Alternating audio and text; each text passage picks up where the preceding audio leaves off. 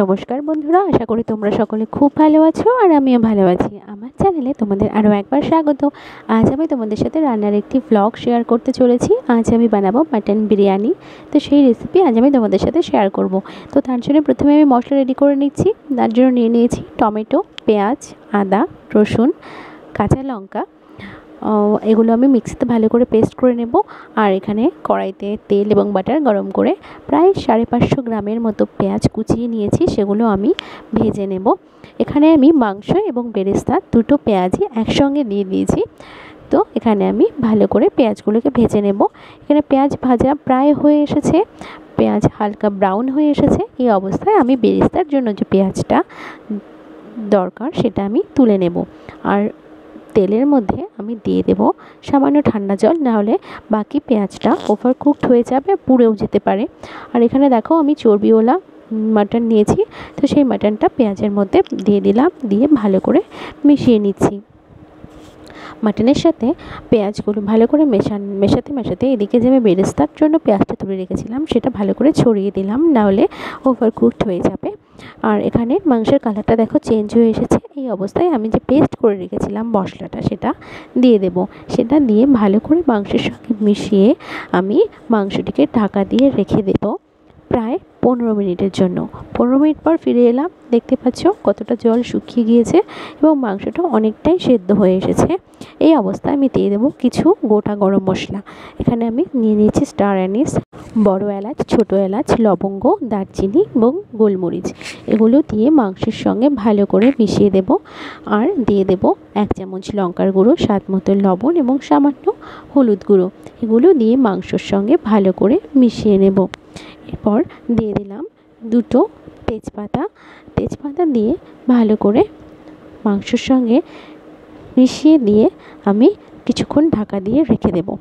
এরপর আমি দিয়ে দেব পরিমাণ মতো জলটা এইভাবেই দিতে হবে যেন মাংসটা একদম ডুবে না যায় এবং একটু একটু ঝোলের ওপরেই থাকে। এরপর দেখতে পাচ্ছ কত সুন্দর ওপরে একদম যে চর্বিটা দিয়েছিলাম সেটা গলে গিয়েছে, উপরে তেল ছড়িয়ে গিয়েছে। এই অবস্থায় আমি দিয়ে দিয়েছিলাম একদম সামান্য পরিমাণে জায়ফল গুঁড়ো করে। আর অন্য একটি ফ্রাইং প্যানে তেল গরম করে আগে থেকে সেদ্ধ করে রাখা আলুগুলো হলুদ, লবণ এবং লঙ্কার গুঁড়ো দিয়ে ভালো করে ভেজে তুলে নেব।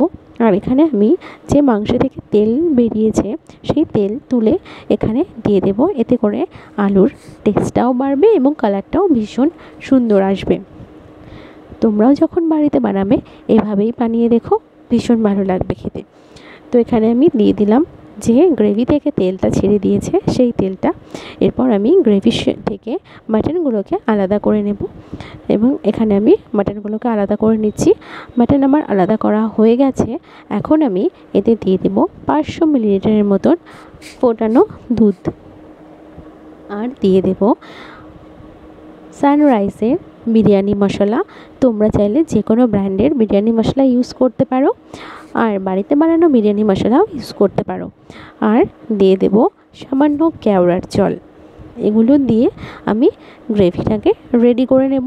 আর অন্যদিকে আমি এখন রাইসটা রেডি করে নেব। তার জন্য আমি রাইস কুকারে আগে থেকেই জল গরম করে রেখেছি লবণ দিয়ে, এবং তাতে দিয়ে দেব তেলে ভেজে রাখা বড় এলাচ, ছোটো এলাচ, লবঙ্গ, দারচিনি, গোটা জিরে এবং তেজপাতা দিয়ে একটি ফোড়ন, সেটা আমি জলের মধ্যে দিয়ে দেব। এতে করে যে রাইসের একটি আলাদা সুগন্ধ বেরোবে।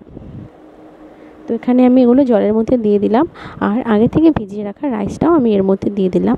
আমার বিরিয়ানির রাইসও রেডি হয়ে গিয়েছে। এখন আমি লেয়ার বানাবো। তার জন্য আমি নিয়ে নিয়েছি একটি হাঁড়ির নিচে সামান্য বাটার লাগিয়ে নিয়েছি যেন নিচে লেগে না যায়। আর আমি এখানে দিয়ে দেব মাটনের পিস আর যে গ্রেভিটা বানিয়েছিলাম সেই গ্রেভিটা।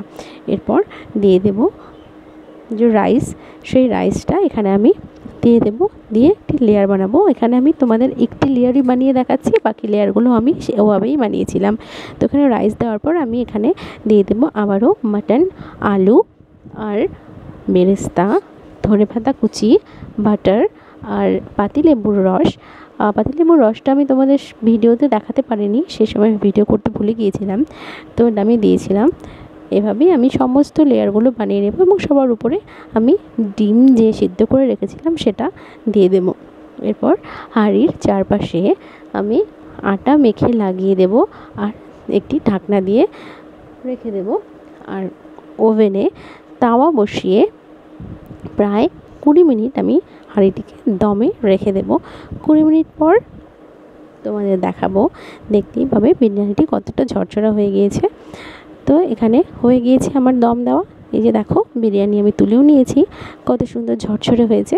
তোমরাও এভাবে বাড়িতে ট্রাই করে দেখতে পারো, ভীষণ ভালো লাগবে। তো আজকের মতো এই পর্যন্তই, দেখা হবে নেক্সট কোনো ভ্লগে। তোমরা সবাই খুব ভালো থেকো, সুস্থ থেকো। আর রেসিপিটি তোমাদের কেমন লাগলো কমেন্টে অবশ্যই জানিও। তো আজকের মতো টাটা।